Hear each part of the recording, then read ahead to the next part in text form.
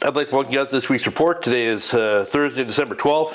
It's been another week of weird weather here in Southern California. Has made for very little fishing coverage during the week, but there is some notable stuff to talk about. Well, the Santa Ana seemed to be over. Hopefully everybody that's affected by the fires up there is safe. And this cooler and damper weather we're having hopefully helps mitigate that problem up there. Weather this weekend is weird, at least in the forecast. Friday looks to be the worst day. Saturday and Sunday look okay in most areas, but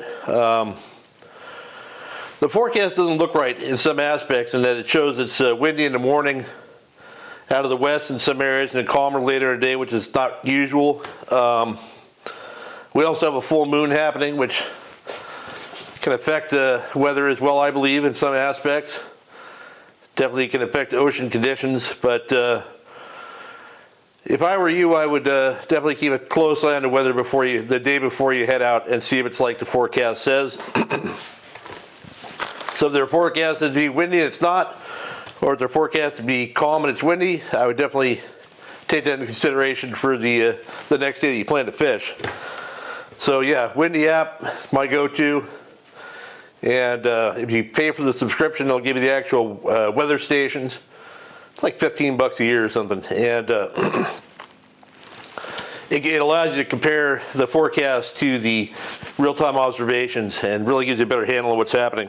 Yeah, sorry about that. I started taking some allergy medicine here to try and keep my breathing problems in check, not annoy the heck out of everybody, but it's really made my throat very dry. It's a nasal spray, and I'm also doing this nasal flush thing, and they say it's going to work, but boy, it's not not a lot of fun right now. But heading up to the Channel Islands, I mentioned last week that there was some seabass and halibut being caught up that way. And I heard from my friend Pat, who runs the Aloha Spirit. Him and his buddy Cole were out on a skiff late last week, and they loaded up on big seabass. And then a few days later, Pat got into them on the Aloha Spirit, and they had fish up to 60 pounds. Good number of fish, real good quality. That was the only day they caught them. I think they had some weather a couple days, couldn't get off the dock, and sit and miss fishing anyway. But the days they did get out after that, they loaded up on nice lings and reds and rockfish. We are having a full moon on the 15th, which I think is Sunday. So that may kick that area into high gear again. I don't know. Might create a bite. We'll have to see. Yeah, it's nice to see that grade of fish being caught in the middle of December, though. So bodes well for coming months. Hopefully there's a fish bite through the winter into spring again, and give those guys a chance to catch some. After having a couple of really good years in a row up there, they've been it's been more feast and famine for the Ventura-based boats. So good to see those guys catching some fish. Heading down to San Nick and SBI. The Pride did a 1.5 day trip. I'm pretty sure they fished San Nick. They had 8 big halibut, 6 big lingcod, and all you want other big rockfish. It's always a good option. I know the El Dorado out of Long Beach Sport Fishing is running trips out there as well.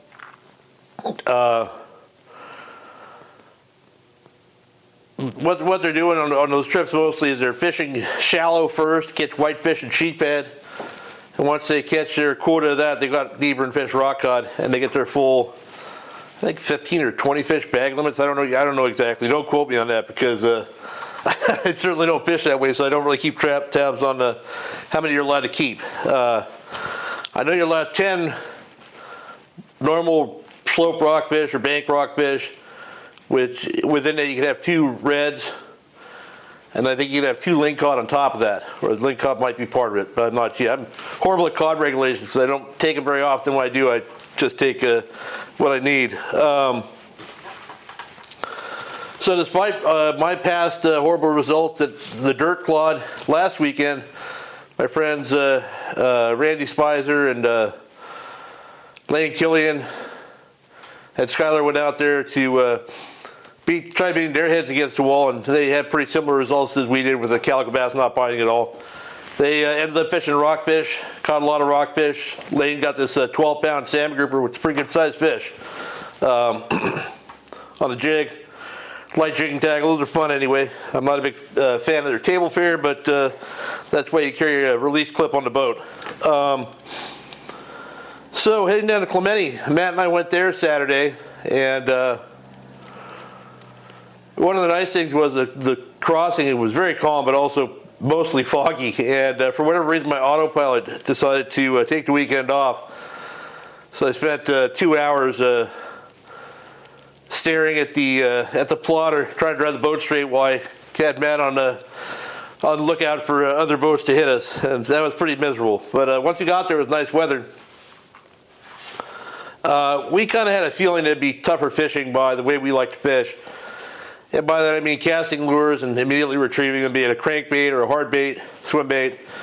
Not sitting there dropping lures on kelp stringers or fishing A-rigs. When we did fish bass in the deeper beds, if you let your lure sink more than 10 or 15 feet, it was an instant bite. Tried it a couple times. We're picking out backlashes and stuff, but I don't know. I just don't care that much about it. So we went and looked for areas where we could actually catch some fish the way we wanted to fish. And our first spot of the day ended up pretty interesting.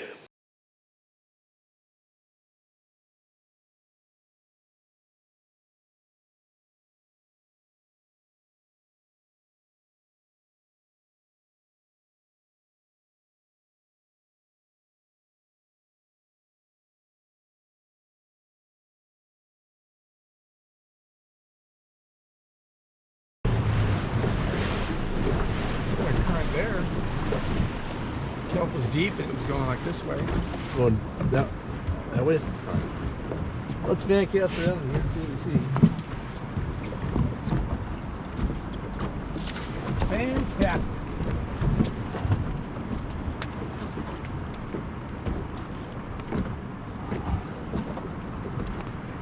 You catch yellows here before? Yep.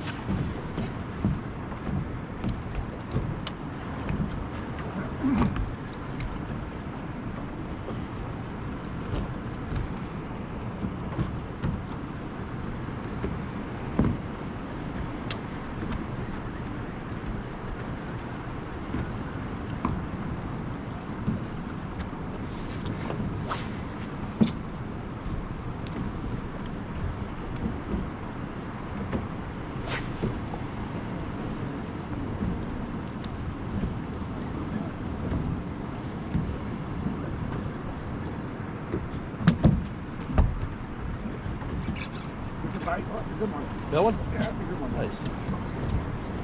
Yeah, that's a trigger right there. Wow. That's a nice one. Does not feel like a calico bass. It's a big one.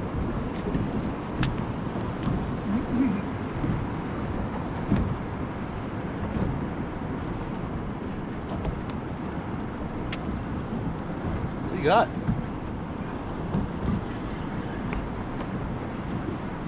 Yellow or seabass? You gap? Yeah. All right. Easy,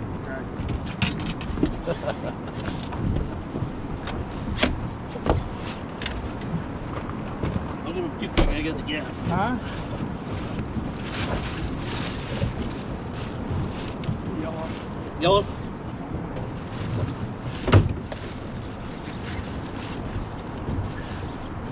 Crankbait yellowtail?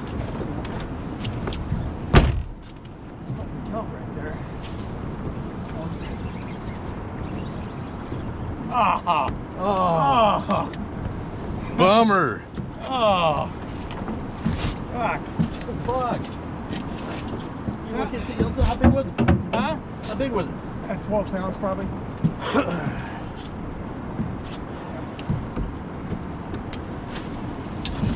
Get. Start talking about yellowtail.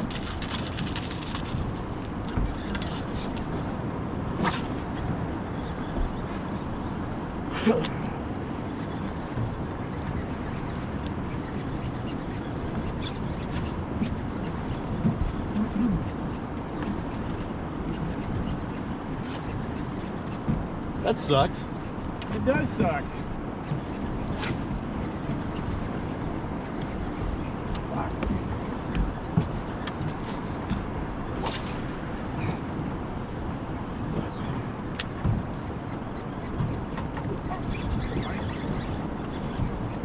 Little yellowtail? Yeah, it's calico bass.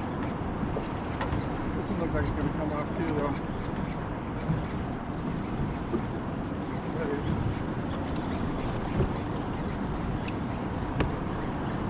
Where's that catch? Of course.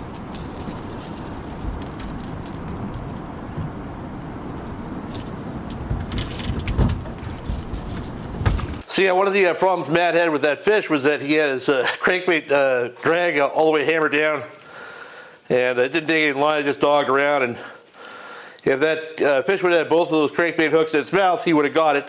But obviously, one of the hooks was in his mouth, and the other one was sticking out, so he was able to wrap it around a kelp stalk and pull those light wire hooks out. Crankbaits aren't ideal for yellowtail anyway. But yeah, so that looked pretty good. And then we went and repeated the slower bass, one or two fish here or there for the rest of the morning. Most of our nicer bites came shallow. Matt got one on the AFCO Blue Fever hard bait that we're getting at Catalina earlier this year. This is yours. Yeah, that's fine.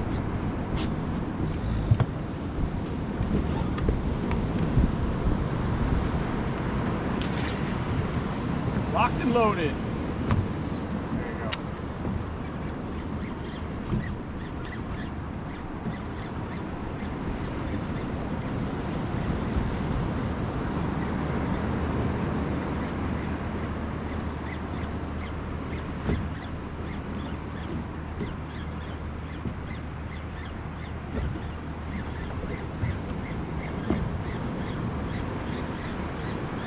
Oh, You should have brought more white right claw. there. There you go. Were you trying to catch two? No, I'm just trying to get them up here. So this bait still works. Yeah, AFCO hard bait. AFCO hard bait, Blue first Fever. cast. Blue Fever reliever. Yeah, we took a little break and fished cod for a bit, hoping conditions would improve. And while we're out cod fishing, we got limits of reds and a few chilies, and we got back in there and things looked a lot better, but we had a combination of south wind and uphill current, which made it difficult to get the boat into position in the areas we wanted to fish for more than a few casts. And this fish that Matt gets here off the boiler kind of shows you how that works. All right, fire some casts in there. In where? In there, on there. They're on there, and they're up there.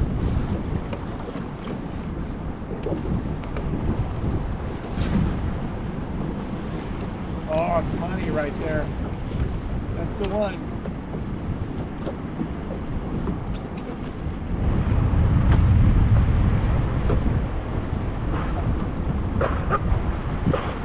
Wow.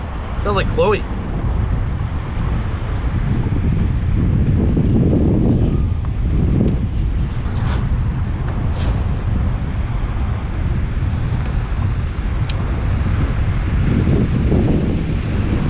Seal Cuban 24.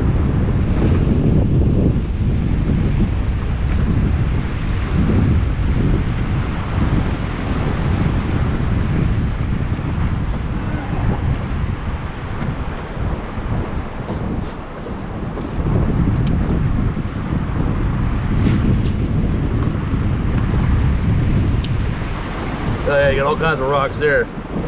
Good, baby. I'm fishing for calicos. I'm hardcore.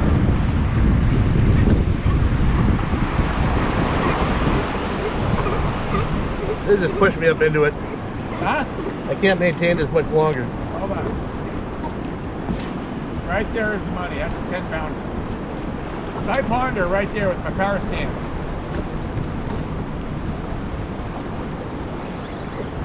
Got one? Yeah. Nice. Told you. Good one? Yeah.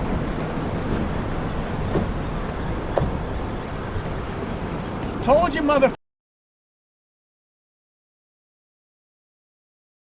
Look at him go. Yeah. Oh, yeah. Too bad I can't keep the boat in there. Too bad, baby. Woo! There you go. That's a Jackpot, bitch. Oh, White Claw, what do I owe you for these services? So as I mentioned last week, made a pretty long run up the SPI and some other areas up there. And we probably ran, I don't know, 130 plus miles. And so when I got to the gas station on Saturday morning, I was really surprised that the boat only took 45 gallons of fuel. And I must have been half asleep because I didn't really do that math in my head. And turns out we were, I think we probably needed 55 gallons. The pump shut off, and I tried doing it a few more times, wouldn't take anymore, so I assumed it was full. We ended up running out of gas about 4 miles out of the harbor mouth on the way home. And, well, that's a bummer. It's just bad. You know, at the minute it happened, I'm like, man, obviously I should have been more diligent when preparing myself in the morning. But, you know, you just don't really think that much about it. But it just shows how important it is to have vessel assist, which is Boat US now. Called them on the phone. They had my friend Cody Merrick, who runs a boat at Long Beach, came out. He didn't have any fuel aboard, so he towed us back in and towed us to the fuel dock. Put a few gallons in the boat, drove back, put it on a trailer. It happens to us. If you make long runs, you know, figure out what your boat burns. Like my boat burns, you know, I can get 3.5 miles a gallon if I run calmly. I can get maybe, let's say, call it 3 miles a gallon at 28 knots. Let's see if I'm doing that math right. Let's call it 3 around 150. That'd be about 50 plus gallons, and I only put 45 in. So obviously I burned a little more than that. But yeah, save yourself some misfortune and do that kind of math. If you're going somewhere that's long on your range, get one of those 5.5 gallon fuel jugs, throw in your boat, fill up the gas station. When you get to wherever you're going, put it in your tank. You'll have an extra, you know, 15 miles or whatever running if you need it. I'm actually ordered one of those to take with me on longer trips in case, because my boat only holds 60 gallons. So if I run too far or too fast, I can run that boat dry pretty quickly. If I run at 33 knots, 35 knots, I'm going to be getting like 2 miles a gallon. So that just shows the 120 mile range there. And often you forget how fast you're going, especially when it's calm. But anyway, thanks again, Cody, for saving the day there. I got no report from Catalina this week. Sure, it's still lousy bass fishing. Along the north coast, I got a report from Vince, who fished on the Free Spirit, which is a 6-pack charter boat out of Marina del Rey. And they fished up the line from there and had good leadhead and squid fishing for calicos and sand bass. Beautiful weather. It's a great time of year to do that. It's one of the things I miss about sport boat fishing is that type of fishery. They did hook a couple of bigger fish that broke them off, and the next day, Danny Erickson on the New Del Mar, fishing in the same general area, had a nice yellow. So there might be some yellows up in the bay right now. I'm sure there's squid up there. You know, those fish are hanging out. So yeah, the only other thing going on up this way is the Native Sun is running their starting their halibut trips, which were pretty successful last season. Got a lot of nice fish. They did a derby where you can win money, prizes or whatever. Everybody else is fishing rock cod. The yellowtail bite along the beach down in San Diego is kind of petered out. Yeah, that's about it. Down south, I heard the Polaris Supreme had like 80 yellowfin from 30 to 50 pounds and some bluefin on their 3-day trip. But they had to run really far to do it. I'm assuming they're fishing down outside the Cedros or down that way where the other long-range boats are catching the bigger bluefin still. But yeah, nice sign of fish are still around. I don't think we'll see them up this way again until, you know, spring. But you never know. We had, 5 years ago, we had them back up here in January. January 6th, January 4th, we caught our first bluefin on the skiff. So yeah, that's about it. It's middle of December, getting ready for Christmas, everything else. So I hope you guys get out fishing. And if you do, I hope you have a good time.